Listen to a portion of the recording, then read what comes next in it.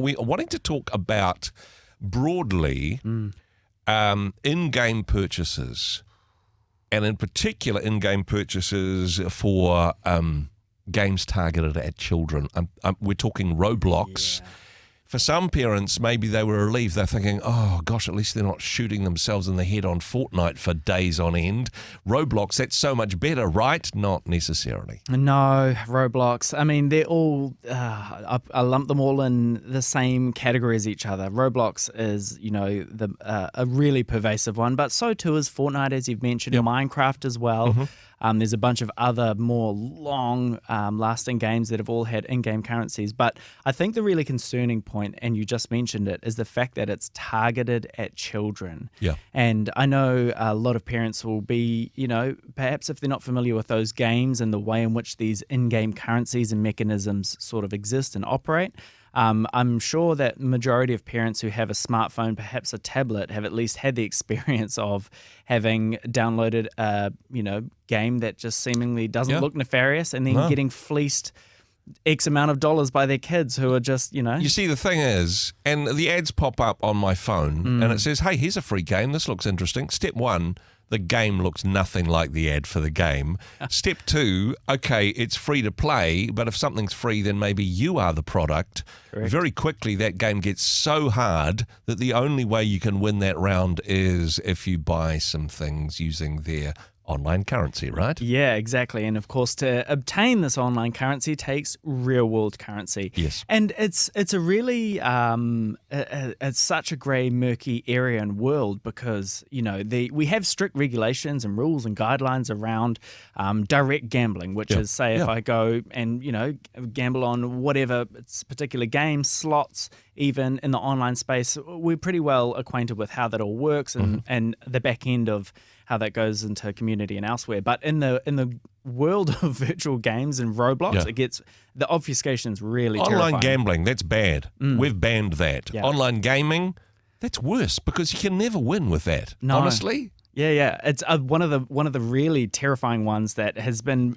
so pervasive for years. And in fact, this one is targeted more at teens is CS skins. So the game Counter-Strike, the game itself, free to play. You can go in and, it's a first-person shooter game where you have teams going against each other. Yep. One of the teams wins the round. That's about as far as that goes. But skins, specifically, the decoration for which people pay insane amounts of money to obtain and purchase skins, and there is an entire marketplace and gambling websites where people can open these mystery boxes, which may or may not have a variety of highly valuable skins. I'm glad you brought inside that them. up because mystery box is another Pandora's box in itself, really, isn't it? You go, oh gosh, I'm buying a mystery box, and then the things that are in the mystery box, I mean, honestly, it's just pushing pixels anyway, but it may or may not have any value to it. Chances are not. Yeah, exactly. And the really troubling thing, and much like the Roblox scenarios, is it gets really pervasive at such a young, formative age. I mean, we're talking about in the case of CS Skin specifically, you've got 16-year-olds who are truly addicted to opening these mystery boxes in the pursuit of the dopamine rush of obtaining some rare item or skin that they can trade for real, in-game currency and then sell on a third-party marketplace for real life money.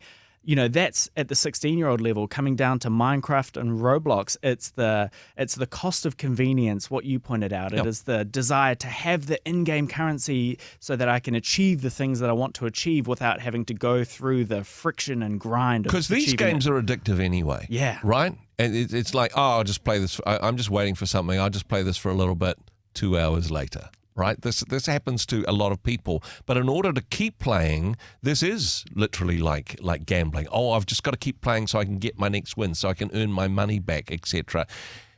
Can we park it for a moment, though? Because actually trading cards have been around forever. They've been monetized, and we just don't need to go back too far, and we go, these are real. Yeah. And in some ways, mystery boxes and this online currency, it's crypto for 8-year-olds in some ways, isn't it? Yeah, absolutely. And so, I mean, trading cards, you can start talking about, the wonderful world of fine art. And, there's perceived storage of values. In the real world, they have tangible, at least you have a thing to show for it.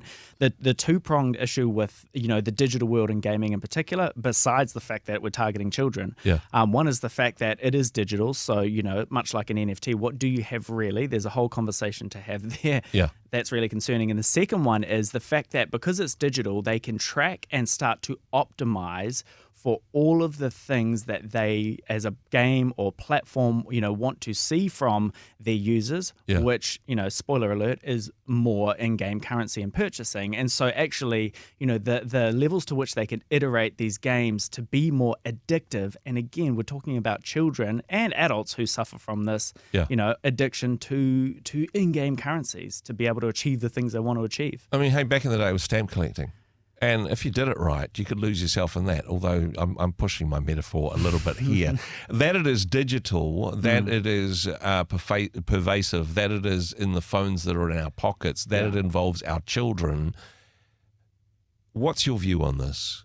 Is the genie out of the bottle? Can we regulate this? Should we put age caps on this, or should we just say, actually, in-game purchases, this is unacceptable? I don't think it's as easy as saying in-game purchases is unacceptable, because they are a legitimate, mechanism when done well. Regulation, again, I do believe that it has a place in this particular, in this space, and it's a matter of putting the guide rails up so that we head towards a beneficial outcome that's beneficial for both end users and protects them, as well as obviously the providers and the platforms.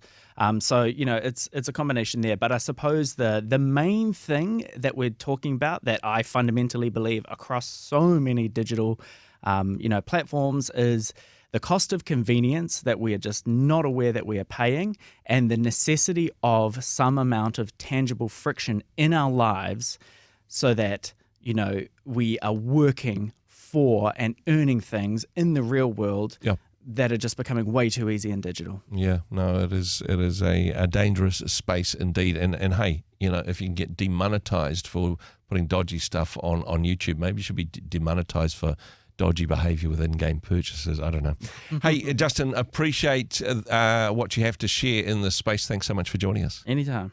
Hey, thanks very much for joining us in the Rhema studio. Thanks very much for watching the interview.